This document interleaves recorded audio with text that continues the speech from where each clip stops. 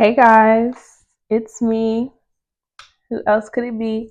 And I'm back and I'm better than ever. Welcome to Beyond Ordinary Podcast. So, we're going to get real serious. Real serious. Focus in, focus in. Yes. So, I want to talk to you guys about when there's a breakdown, there is a breakthrough. This year, 2024, and going into 2025, I learned so many lessons. And the lessons I learned was it's okay to ask for help, it's okay to let go, and it's okay to not look back. I don't want to be like Ruth. I looked back and I faced the consequences when I did. So this year I'm looking forward and I'm not looking back. In my last podcast, we talked about being a force in nature and tenacity is a superpower. Well, let me tell you about grit, and I have nothing but it. So, in the beginning of the year, I had decided I'm going to hold myself accountable. I don't like my job, but I didn't want to do anything stupid by risking, stability without a backup plan. And God's plan, sometimes bigger than our own. So there were a lot of people that came into my life that served their purpose, and I feel like they served their purpose to fulfill the promises that only me and God talked about. If it wasn't for them coming into my life, then I wouldn't have fulfilled the promises that me and God talked about or had the confidence to. In the beginning of the year, I've been working my career for approximately 4 years, which I was a correction officer, yes. But I was unhappy. I was not satisfied. And I just had this feeling that this was not the place that I needed to be. And I was shrinking myself to be in that environment, and I felt like the environment served its purpose with growing me into the person that I am today. But I didn't want to be stuck or stagnant, so I had to make a move. I had to make a change. I didn't want to stay. I was comfortable. And I was only comfortable because of the finances, because they were able to sustain me. But I had to be uncomfortable to get to the promises that only me and God talked about.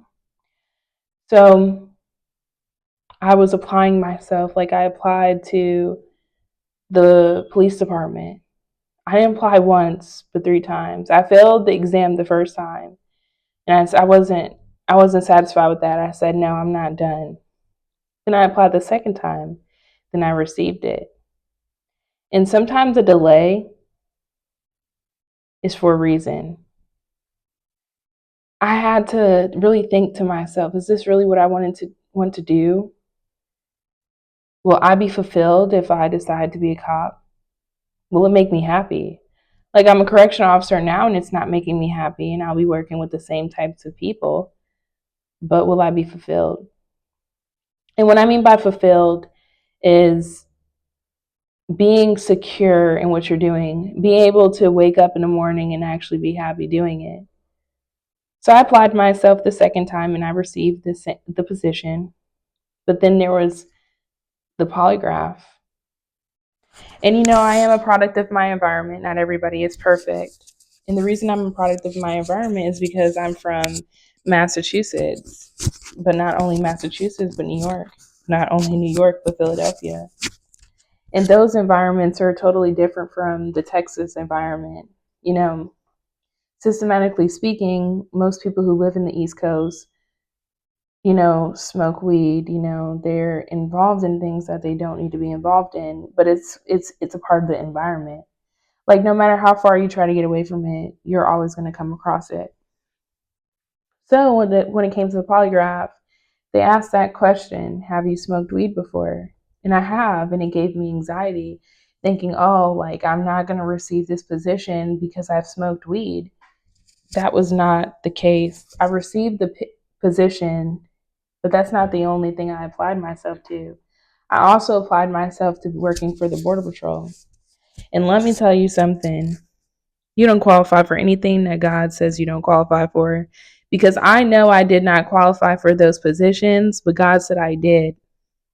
But He just wanted to prove to me that I was able to qualify for those things so I can step into the open doors that He had for me and the closed doors that were closing that I did not know of. So I also applied to be a sergeant not once but 3 times. And I was denied. Yes, I was denied, but even that rejection turned into a redirection because I applied myself to different positions where they said I qualified. So a job that I've committed 4 years of my life says I don't qualify for it. Why? Because I don't want to be a part of a controlling environment. I want to be a part of an environment where I'm the leader because I am a leader and I'm not going to shrink myself into a pawn. As time went on, I said to myself, those are not the things I want to do. I need to find something that I want to do. So I started doing assisted living and spending time with older people and them telling me how they weren't fulfilled. And their biggest regrets were being comfortable. And me being around them showed me that there's more to life than what we make it. I don't want to just be fulfilled. I want to be a woman of God. I want to be a woman who is happy, and I want to have a family that is happy as well. And I'm willing to sacrifice anything and everything to get there. So I knew that the job that I had would not let me have a relationship with not even my friends. Like the job consumed my entire life, and it was making me extremely unhappy, and I felt trapped. Mind you, I worked in a prison. In a prison, it made me feel like I was detained. And I realized in this life that so many people make their own internal prison, whether it's with a job, whether it's in a relationship, whether it's in a town or a city. And I didn't want that to be my internal prison. Like if I'm going to be in any type of prison, I want to be in my own prison, my own peace. And that place did not bring me peace. So as time went on, they rejected me, yes. But as they rejected me, I was ready to leave. This year has taught me that, oh, you rejected me? Well, someone else will accept me and appreciate me. I know the qualities I bring to this position and to any job that I've ever been at. And you can't disqualify me because you're disqualifying yourself. The things that were said to me was, what are you going to do? And I said, I'm going to walk by faith and walk by sight. And that's exactly what I did do. I spent 6 months, not working. But in that time frame that I was not working, I was setting minimum goals for myself that I can achieve. I went back to school. I got my transcript. I transferred everything that I've been working for since I moved down here, which was to obtain my bachelor's in criminal justice and mental health. And I had to let some people go too as well, because in this time of age, I'm 24 now.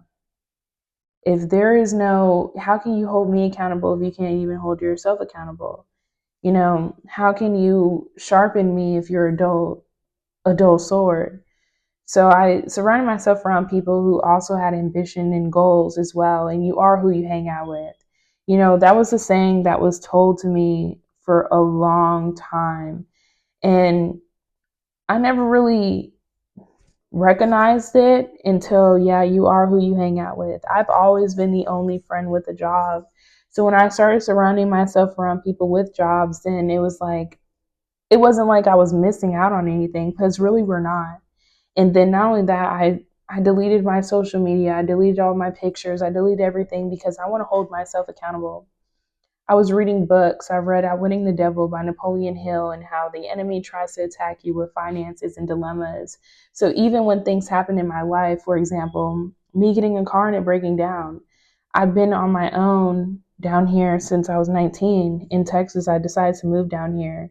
And in this time frame, like I've done so many things and I got comfortable. Like I stopped stepping out of my comfort zone because I was comfortable, like I was ready to settle down. And then I started to think to myself, do I really want to settle down, or is it because everyone else is settling down? I don't need a relationship right now. Like I don't need to have kids right now. Like I'm still trying to figure this thing we call life. And God just proved to me multiple times that He can make a way out of no way, that He does love me and He has been walking with me and guiding me throughout this journey.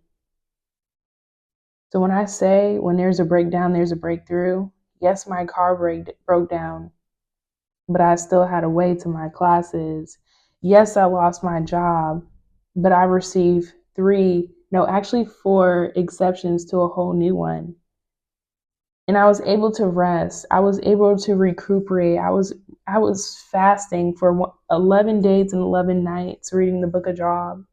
And when I mean you have to give praise in the dark times and the good times, you have to give praise to God in the good or the bad times, because He will make a big shift in your life.